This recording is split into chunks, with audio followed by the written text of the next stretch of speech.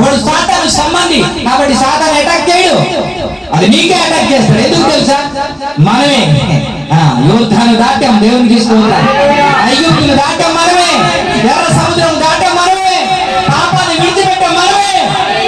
అందుకే నీకే దాడి చేస్తాడు ఆయన. హల్లెలూయా. నేను ఇప్పుడు చెప్తా, నీకు వస్తుందా సాలరీ?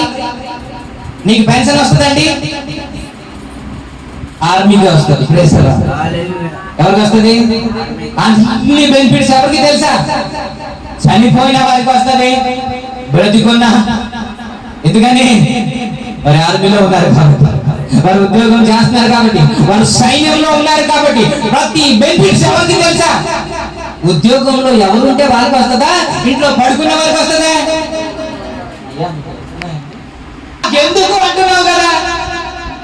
నీకే ఎందుకు వస్తున్నాయి తెలుసా? నీకే బెనిఫిట్స్, నీకే కిరీటం, నీకే జీవ కిరీటం. ఆశీర్వాదం వస్తే దేవుడు నీకే ఇస్తాడు. మరి వాళ్ళు కూడా ఆశీర్వదించబడుతున్నారు. అది ఆశీర్వాదం కావచ్చు, అది అపవాది చేత వారు ఆశీర్వదించబడుతున్నారు. మనం దేవుని చేత ఆశీర్వదించబడుతున్నాం. హల్లెలూయా. ఆ దీవెనలో నెమ్మది ఉండదు, మన దీవెనలో నెమ్మది ఉంటది.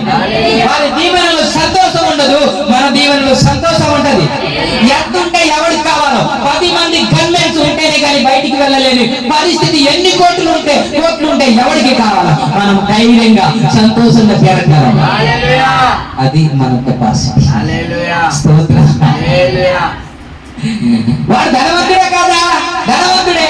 దీవించబడ్డాడే కాదా? దీవించబడ్డాడే. కానీ ధైర్యంగా ఉండలేడే, మొక్కలో చిరునవ్వు ఉంటదే. బయటికి రాగానే ఎవరో ఏంటి చేసేస్తాడో ఇంకా వాడికి బిక్కుమంటూ జీవించాడు. ప్రేసలో నీకు నాకు అనలేదే, ధైర్యంగా వెళ్తాం. ఆ ధైర్యం ఏంటో తెలుసా? నా దేవుడు నాకు వచ్చాను.